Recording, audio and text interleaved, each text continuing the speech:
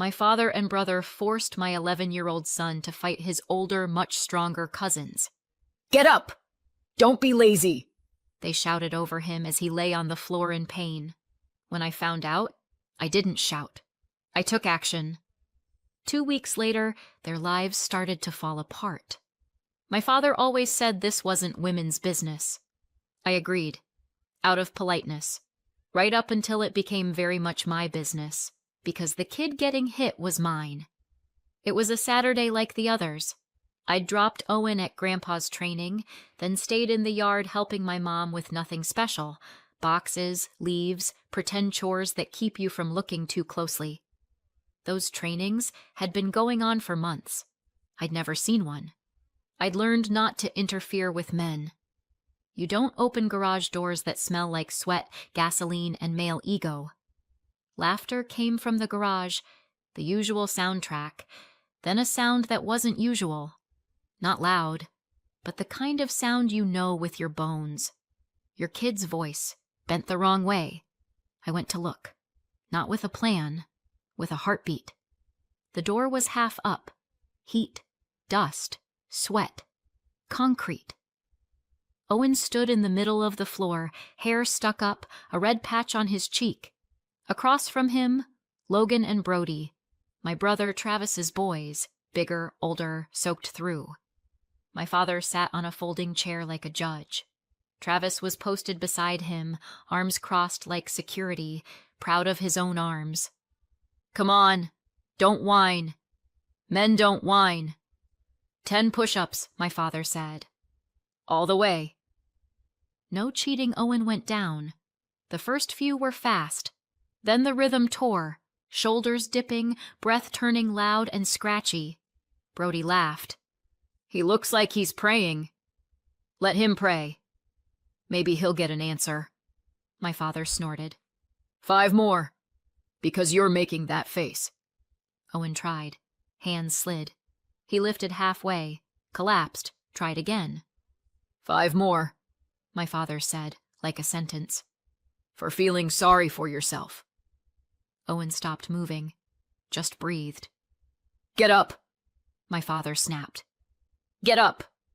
Don't be lazy!" He staggered to his feet, breath ragged, shoulders caving. "Gloves on." Round 2.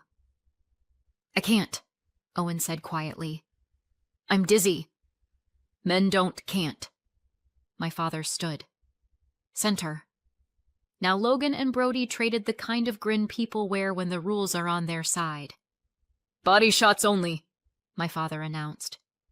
"No head." He needs to stop backing up. Owen took off his glasses and set them on the workbench. He pulled on the old gloves, my father's relics. Too big for him, hanging like someone else's hands. The boys' gloves were newer. Nobody wore headgear. First punch, Owen's shoulder. Second, his stomach. Third, up high, caught his jaw. He stumbled, turtled, tripped on a rope they'd chalked down as a ring, and went down. "Get up," my father said. "You're breathing, aren't you?" Then get up. He stood again, shaking, folded in on himself. Travis laughed. "See? He's just lazy. Pain wakes him up." I was still at the door, fists jammed into my palms, not moving, brain refusing the input. Because what I was watching wasn't training. It was my son being turned into a prop. Logan shoved him with a shoulder. "Come on, Professor. Show us the brains." More laughter. Owen brought his hands up and took another shot, temple this time. He reeled, almost went down again. "Stop," he said, small. "Round's not over," my father barked. "Life doesn't stop because you say stop." Logan drew back for another. That's when I walked in. "Enough." Right now, regular words, not even a shout, but the garage cut to mute. Owen froze. The cousins glanced at each other. My father leaned back in his chair and looked up at me with that face. Men have a special one for telling women they're overreacting. "Erica, don't interfere." "This is called raising a man, is it? Try it on someone your own size," I said. already at Owen's shoulder. He was trembling. I peeled off the gloves, took his hand, hot and slick. "This is abuse. Erica," Travis said. "Don't make a scene." "You don't get it. Dad's helping him toughen up." "Really? This is help?" I nodded at Owen. "He said stop, and you kept going." My father stood. His shadow rolled across the concrete. "This is training, Erica." "Don't walk into rooms you don't understand. He has no backbone. That's on you." "You're calling violence a backbone?" "I'm calling it life," he said. "Men don't get strong from books. Men who break kids aren't strong. They just can't lift anything real." "What are you even saying?" He threw his hands. "I'm not breaking him." "I'm teaching him. He needs to learn to take a hit." "So far, I see him learning how to be quiet while you hit," I said. "We're going home, Owen." He slid his glasses back on, zipped his jacket. My father looked at him like he was a broken tool. "You're raising him like a girl." "That's why your life falls apart. And you," I said, "are raising men who don't know where the line is." "Congratulations. That's a legacy." Owen walked to the door. "He'll be weak," my father called after us. "He'll be human," I said. "Not your copy." I stepped out and slammed the door hard enough to make the tools on the pegboard rattle. If my mother had been there, she would have said I was being dramatic. She loves to say my father is old school. That school shut down a long time ago. My mother still teaches there. We drove home in silence. Owen pressed a cold soda can to his cheek. In the rear view, I could see his face, wiped out, but stubborn. I didn't ask. Not because I didn't want to know, but because I already did. For weeks he'd been coming back drained and gray around the edges, said it was just a hard workout. I believed him, because believing was easier, because I wanted to think my father was building him up. I told myself we were both saving him in our own ways. Turns out I just didn't recognize what it looks like when your kid is being used as a target. At home, I sat him on the couch and grabbed the first aid box. "Let me see." He pushed up his sleeve without a word. Bruise, another under his ribs. "Is that all from today?" "I don't know. Maybe yesterday too," I nodded. "I should have come sooner," I said. "I'm sorry." He shrugged.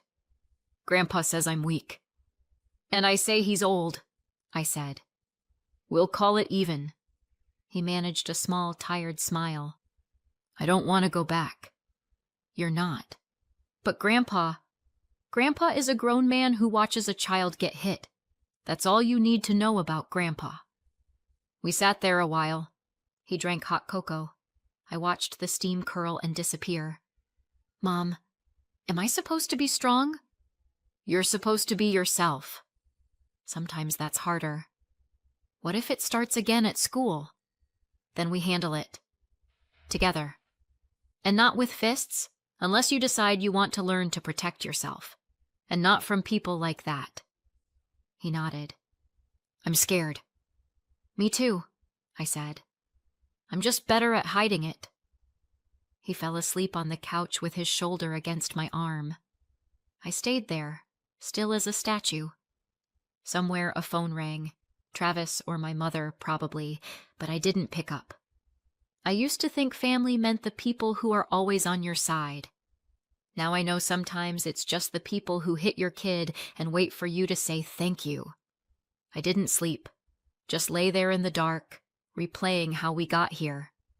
It's the classic riddle with 1,000 obvious clues you pretend not to see. At school they call it careless.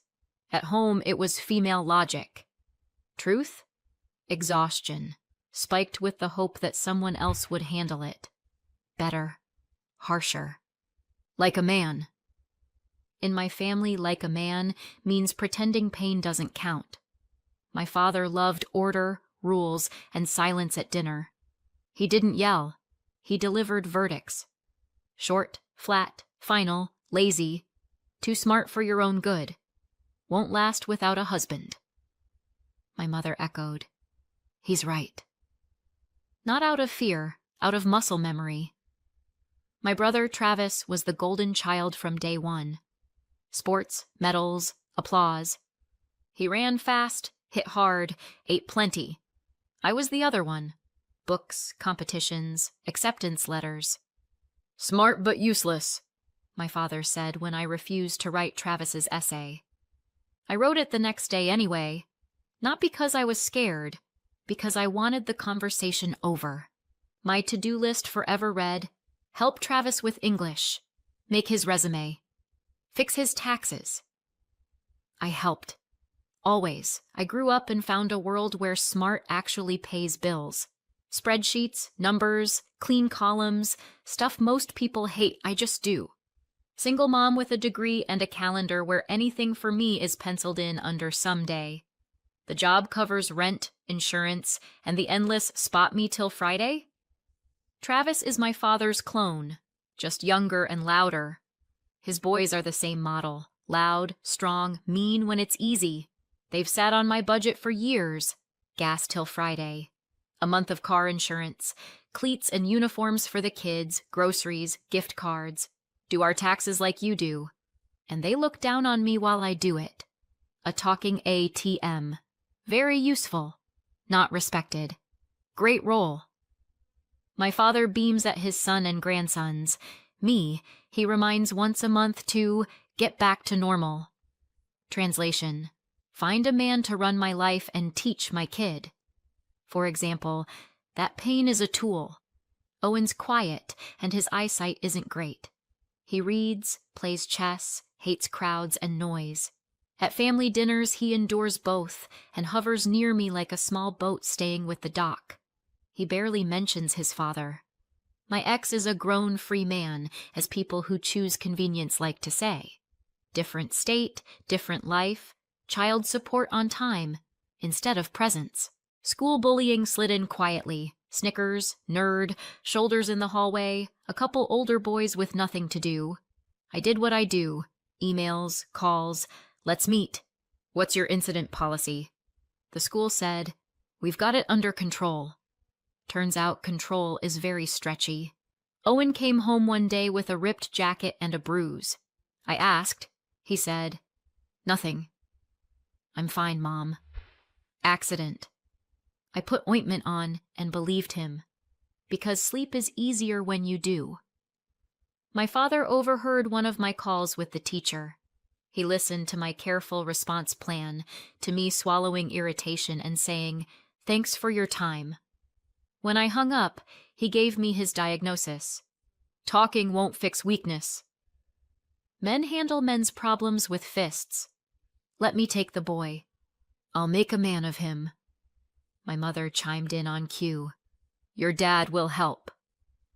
A boy needs a man. I said yes. Not because I believed in magic grandpa boxing, because I wanted for once to stop feeling like a bad mother. Grandpa will handle it felt like temporary insurance. Your good mom card stays valid if you hand the man stuff to a man, so the garage sessions began. Day 1. Jump rope, jokes, red cheeks. Owen came home proud. Grandpa says I can do it. I drove him there myself. Left him at the door, heard the thud-thud inside, and told myself, sports. Then I ran errands or stayed inside with my mother. I never opened that door. Why, get in the way of men doing men things, right? He came home tired, starving, sometimes with bruises and scrapes. I said, you're fine. Dabbed iodine. One day he said, Mom, I don't want to go. Can I skip today? I answered, sometimes to get stronger you have to push through. I hate that sentence now. I could say I was fooled, that training sounded harmless. Truth is, I knew enough. I knew about the bruises, how he went quiet and jumpy, read less and stared more. I saw him flinch at loud voices. I knew my father's favorite subject is power. Today he taught it again. That wasn't a sport. It was a lab experiment in breaking a kid. Why did I stay quiet? Work. Deadlines, clients, because I'm a single mom with a battery that hits red every evening. I handed them my son for an hour because I wanted to come home without feeling outnumbered. The feeling came back anyway, with interest. Here's what I figured out. Order in my life isn't everyone being happy.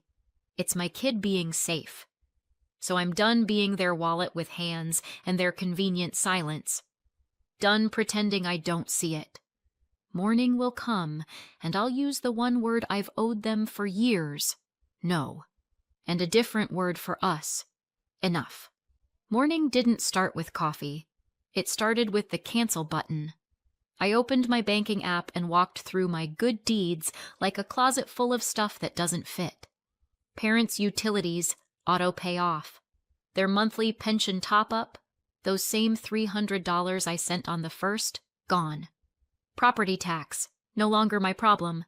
Car insurance for my father and my brother, not renewing. The boys' soccer club dues, no. Uniforms, cleats, urgent or he can't play, no more.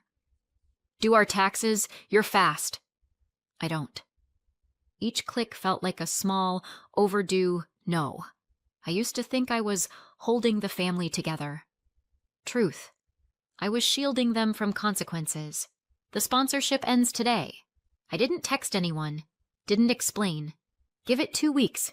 They'll notice. Owen came into the kitchen without that usual guarded look. We ate like normal people, traded small, warm nothings, and I could see it on his face. Lighter. He ate with an appetite and smiled for no reason. A new life starting the way it should, as an ordinary morning.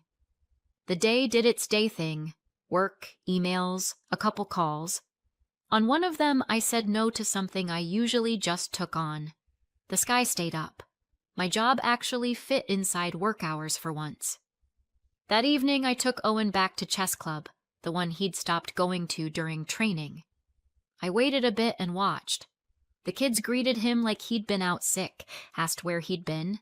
He grinned, joked with a couple of them, a shoulder tap here and there, then sat down across from another skinny kid in glasses. He was back with his people, back to himself.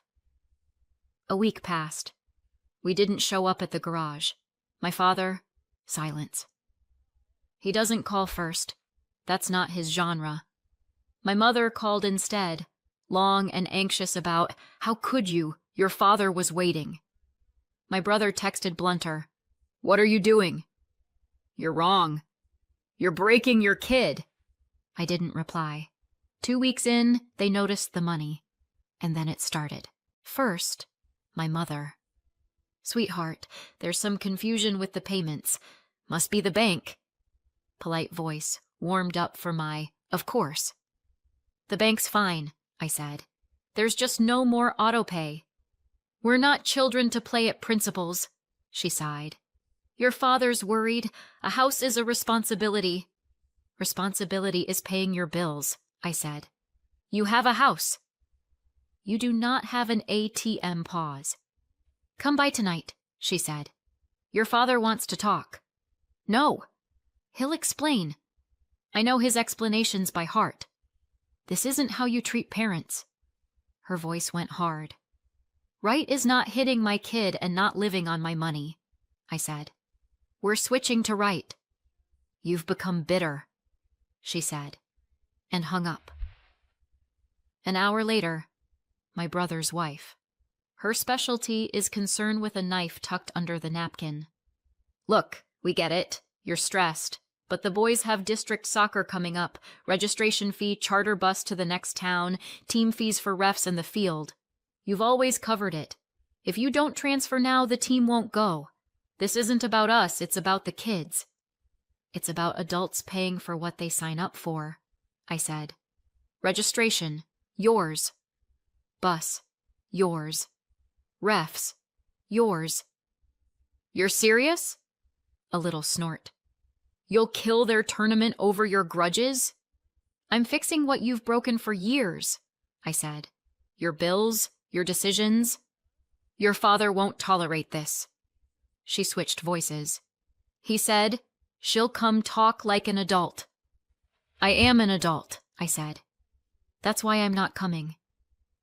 By evening, my mother sent a long message with sweetheart and honey sprinkled in. How hard it is, how Dad carries the house, how I'm leaving them stranded and winter is coming. My hands itched to explain that I also have a winter, a house, a child, and bills. Perfect trap. I answered with one word, no. In my family, it lands like a foreign language. Maybe they'll learn it someday. Day 3, my brother arrived in all caps energy. No hello. No how are you. You're breaking Dad. You're breaking the family. Put it back the way it was. It's not going back, I wrote. Your turn to be a grown-up. Your boy needs a grandfather, came next. You're making him weak. Be here Saturday. Dad's waiting. No. You scared to talk to a man? Cute. I stopped taking orders, I wrote. He sent 2 laughing emojis and a photo of an empty duffel bag. Perfect metaphor for their life without my payments. Day 4, my father called. Agenda voice, nothing extra. Saturday, 4 o'clock. You'll come. Bring the boy. We'll talk. No, I said. You didn't understand. Same even tone as my childhood. That wasn't a question. I'm the one asking questions now, I said. Answer's no. You want a war? I want boundaries, I said. Those aren't up for debate. See you, he said, and hung up. He always ends first, makes him feel like he won. That evening, my mother tried again. Your father's worried. Why are you like this with him? He's only trying to... For us is not hitting and not demanding, I cut in. Everything else is for himself. You're impossible, she sighed. We're family. Family isn't a subscription, I said. Paying your bills isn't a family service. 2 quiet days. Then the drip started. An anonymous complaint to my office with word salad. A family chat message. Some of us forgot the elders. A sad photo of the nephews. The math is obvious. Shame is the cheapest tool. I didn't buy it. Meanwhile, Owen had a regular life. School, chess, home. We ate dinner, laughed at dumb things, argued about nothing. Luxury. Living an evening without checking it against my father's opinions. Weekend. New attempt. My brother's wife. Let's make a deal. You cover the tournament costs, and Travis will talk to your dad so he won't be so mad at you. Deal of the century, I said. You pay your own bills, and Travis can talk to your dad about how adults pay what they owe and understand the word no. You'll be on your own, she warned. We'll all turn our backs. I'll manage, I said. By week's end, my mother tried the gentle door. Just come for tea. No talking. Your father wants to see his grandson. I kept it short. No. Saturday at 4, we went nowhere. The phone vibrated a long time. I let it. No one showed up at our door. Apparently, my father's pride wouldn't allow it. Finally, a use for his pride. Owen came over and hugged me. Mom, I feel guilty, he whispered. I rubbed his back. You're not guilty of anything. Period. I'm the one who pretended everything was fine for too long. What if they get mad? They can. Anger is their right. Our right is to close the gate. What if they say I'm weak? Then we'll laugh. Because strength isn't their subject. And if... Hold up. I raised a hand. Here are the rules. You're allowed to be yourself. If someone pushes against you, say no, turn around, walk away. No speeches, no proving. If you need me, call. He nodded, this time without the flinch. That night, I posted one line to the family chat. Starting this month, your bills are yours. Grandpa's training is over, period. No threats, no essays. The reply was silence. Then my mother's neighbor called, said things were difficult, and, you understand, Without your help, it's hard for them. I said, I understand, and hung up. Explaining that I'm a person, not a fund, is pointless. I'm done persuading the world of the obvious. I'll live like it already agrees. A week went by. I almost believed the new order had stuck. It hadn't. Grandma caught Owen after school. Soft voice, shiny eyes. Sweetheart, I missed you so much. Come over. I made your favorite cutlets. We'll hang out a couple hours. Your mom won't mind. Owen is polite to a fault. He got in the car. No schemes, no threats. Just weaponized kindness doing someone else's work. Later, he told me what happened inside. My father and Travis were waiting. No hello, no plate on the table. Straight to the bit. Look who finally showed up, Mama's boy. Stand up straight. Where's your abs? A shove to the shoulder, a flick to the forehead. My mother rustling in the kitchen pretending the house didn't have ears. My kid did the smartest thing. He didn't argue. He said, I'm going to wash my hands. Stepped into the bathroom, locked the door, and called me. I drove over and took him home. They tried their usual, mocking, loud, talking over me. I gave them mine. We have nothing to discuss. And left. A few days later, 3 older boys met him outside the corner store. He came back holding his stomach, face twisted with pain. Next morning, I spoke to the store manager and asked for last night's footage. No drama. I need the time by the front door. The camera showed everything. Circle in, trip, yank on the backpack strap, one clean body shot. I saved the clip to a flash drive and filed an incident report. Faces weren't clear, but one kid wore their soccer club hoodie, and the laugh off camera sounded exactly like someone I know. Not enough to name names, enough to fix it in a file. I sent Travis the video and the report number and wrote very plainly that no one was to come near my son again. Otherwise, I'd push this all the way through. He answered instantly. How dare you think my boys are involved? Pure coincidence. Then my mother called. You twist everything! No one in our family had anything to do with that horrible attack. I sent one message to all of them. No contact with my son without my consent. Any attempt. Police. There will never be financial help again. Then I blocked every number. A year passed. Owen goes to Aikido at the community center. Quiet mats, clean space, bow in, bow out. The coach doesn't shout. He shows. How to keep your balance, slip a hold, control your space, keep your head cool. Owen fits there. His back is straighter, his gaze level, his voice steady. He's not chasing wins, he's choosing what's worth stepping into. School noticed on its own. The snide stuff faded first, then the accidental bumps. Picking on him stopped being fun. At home, we have ordinary life. No man lessons, chess on Wednesdays, a G drying over the shower, pizza on Fridays. My parents? Rougher. Without my add-ons, the house started bleeding red. Property tax overdue, serious letters from the county, my father's car parked after a no-insurance ticket. Travis works at a small auto shop. I used to patch his money and paperwork. Now I don't. He let the required permits lapse, lost part of his tools to debt, the equipment's outdated, half the cars he won't touch. They put him on small jobs, fewer shifts, less pay. The district soccer tournament went on without the nephews. Fees never got covered. We live outside their noise. Our money, our home, our boundaries. Turns out that's all it took for things to be quiet and human. My family loves myths about strong men and weak women. In my version, strong people take responsibility and don't break others. That's enough. We chose quiet and our own rules. My son is calm. That's my case. But what do you think? Did I do the right thing or go too far when a softer path was possible?